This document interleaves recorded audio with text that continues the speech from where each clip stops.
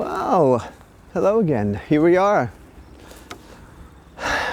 at, I guess, at a crossroads, at the most difficult part of our journey to kind of make sense of the question of whether there are limits to knowledge and how AI and God feed into that understanding. Are there limits to knowledge? What are the limits to knowledge?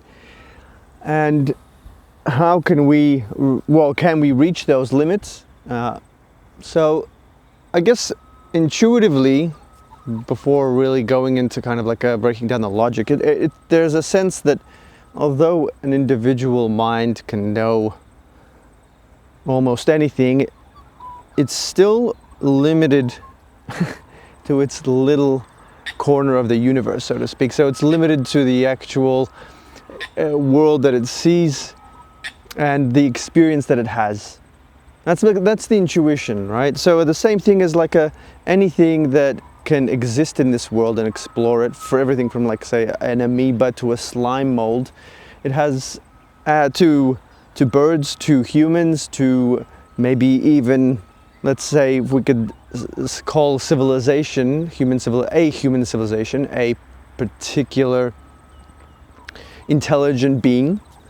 It has its own intelligence. It's like an ant colony is greater than the sum of its parts, so to speak. So if we look at it from that perspective, everything has within its own environment a set of limits to what it can see and what it can know. Now, in the whole, if we could say that, based on the thesis that to understand God is to understand the universe, is to understand nature, the more we discover, the more we learn, the more we know what God is, I guess, if we use that terminology, then we could say that human civilization as a whole has got a greater capacity to know things than humans. The other question is that we, although have a certain limit to what we can know as individuals, intelligence is not something that we call knowledge, right? Intelligence is a completely different thing. So let's not talk about intelligence and about calculation and about processing in and of itself. It's just about discovery and knowing facts by observing the universe, by providing a thesis, and then using the tools that we have in our disposal to learn more about the things that we experience in this world, to learn more about what the reality of our world is and our universe, to then create new technology that then allows us to know even more. And so this is again where AI comes into it. So AI can help us know more about the universe, and does it itself know something? Is it a separate being that it itself can know more than humans? And you can say, it would be like saying that a book has knowledge in of itself, and that's like a different question. So let's say for the thesis here, this essay, let's assume that the knowledge is contained in something and we discover it by reading it and processing it and then coming to an insight.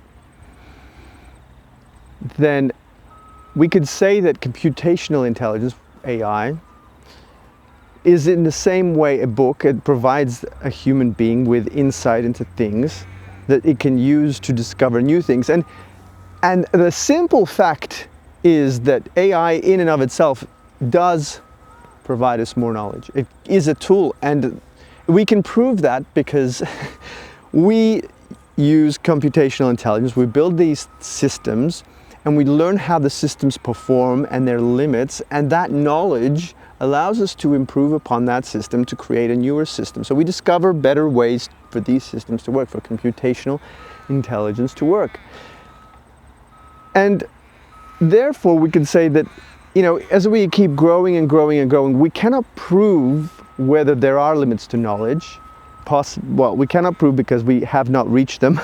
It's like saying, can you prove something which you have no inside information about? We don't know. We cannot prove that there is a limit to knowledge or that there is no limit to knowledge, in the same way that we cannot prove that the things that we cannot directly observe at this point. So I guess once there is a point where we do know and we have reached those limits, we can know for a fact.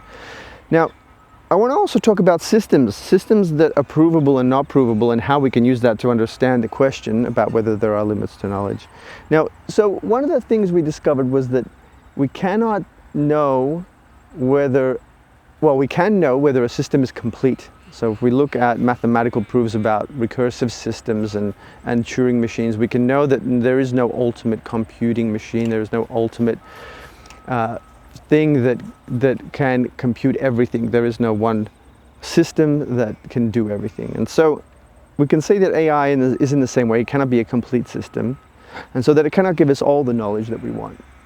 We can know more about what the different systems can do, and we can help them grow. We do help them grow in a way by investing energy in time. And the reason I think computational intelligence is so interesting is because it can provide us a rapid acceleration of access to the knowledge that we want to know about. And I think that is where it shines. It's not in that it can be an independent intelligence in and of itself, but because it provides us access to the answers to questions that we want to know quickly. Right? And that it helps us then really accelerate even more, right? So anyone that's doing anything that has quick access to information will do more and more and more, faster and faster. So although we can't answer the question of whether there are limits to knowledge, and intuitively I can say, that in and of itself there are no limits to knowledge, but as an individual being, a being has limits to the knowledge that it can have in its time span, because it's limited by time. So my life is within the dimension of time, is limited, and therefore my ability to know things is limited. Now, the one thing that kind of gets in the way of the limits to knowledge, right, and facts and our understanding of the universe is that and this also, I guess, goes against the idea that it's a good idea for us to live for a long period of time, is that memory and the information that we have become more established, and we don't learn new things as we continue to grow. And this is why I think a limit to an individual being's knowledge is important. It's in the same way that a book, right, has a finite number of pages. A human has a finite number of days they're alive. And then what comes next is a fresh book, as a clean, unwritten page that can be written, a new book that can be written. And based on the knowledge of the previous collection, all that time, all the things that we've learned, all the discoveries, all these items, all these things that we know, will then we'll go through a filtered process to start writing this new book, which is based on the old knowledge that was learned, and we can prove whether it's correct by writing a new book that reflects on this understanding, on this old knowledge, and therefore we expand that limit of the humanity's knowledge. And in it, humanity itself will likely have limits too, just like the limits to any, I think, system that exists, because there is no, I think, one system that is limitless. Even the universe and what is contained in this universe, we could say in God is anything that is contained in God is limited, but in and of itself, God, the idea of God is that it is limitless. So therefore we can say that if it is limitless, then God is all of everything.